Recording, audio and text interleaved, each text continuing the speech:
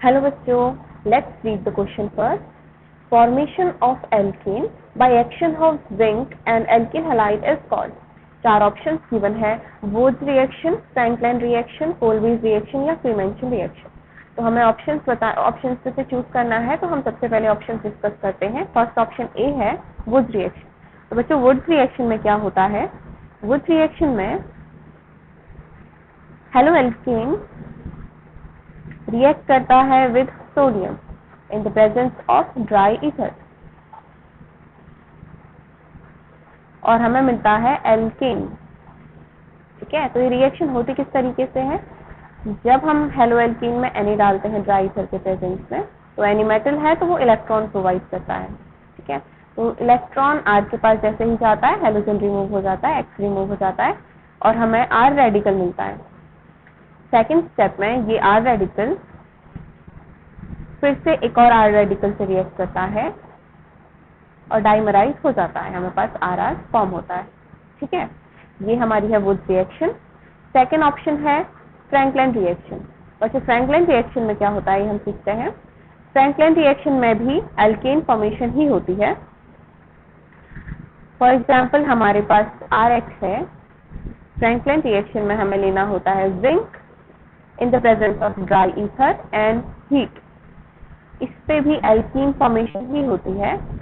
Franklin और Wurtz reaction में difference basically क्या होता है? जब वुड्स ने रिएक्शन करी थी तो बच्चों वुड्स PHX का Na और ड्राई ईथर के साथ रिएक्ट करवा के प्रोडक्ट नहीं निकाल पाया था. तो फ्रैंकलिन ने क्या किया? फ्रैंकलिन ने, क्योंकि उसका रीजन ये था कि जो पीएच है, जो फिनाइल रिंग है, वो अपना हेलोजन इजीली नहीं देती है. ठीक है, तो फ्रैंकलिन ने क्या किया? उसको हीट कर दिया.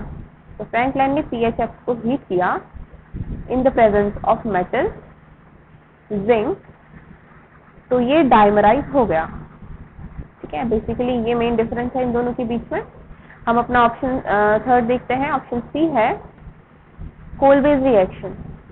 तो बच्चों कोलब्रुक रिएक्शन में बेसिकली क्या होता है? कोलब्रुक रिएक्शन में when phenol is treated with NaOH, phenoxide ion is formed. तो फिनॉल को NaOH से ट्रीट किया जाता है, फिनॉक्साइड आयन बनता है. तो जो फिनॉक्साइड आयन होता है बच्चों ये बहुत रिएक्टिव होता है. This is highly reactive. तो हम लिख देते हैं ये रिएक्टिव आयन है. ठीक है, तो जैसे ही ये CO2 से रिएक्ट करता है, सिंस CO2 एक वीक इलेक्ट्रोलाइट होता है, CO2 in the presence of H+, ये वीक इलेक्ट्रोलाइट है.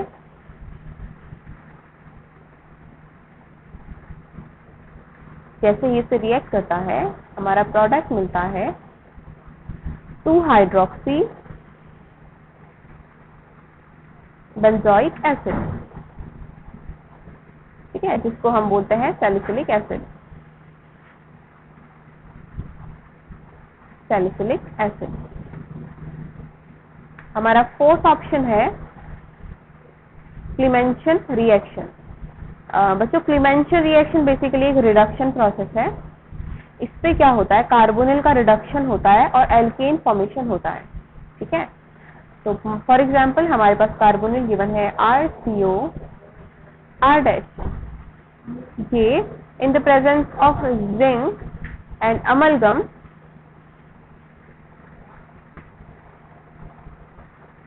And with HCl, in the presence of HCl ये रिडक्शन करता है और हमें मिलता है R. CO का रिडक्शन हो जाता है और R CH2 R', alkene formation होता है. अब हमारे ऑप्शंस में से कौन सा करेक्ट हो जाएगा? ये बोल रहा है formation of alkene by action of zinc and alkyl halide. तो फॉर्मेशन ऑफ एल्केन, ठीक है, with presence of zinc and alkyl halide, यानी कि हमारा ऑप्शन बी एकदम करेक्ट है. थैंक यू बच्चों, ऑल द वेरी बेस्ट.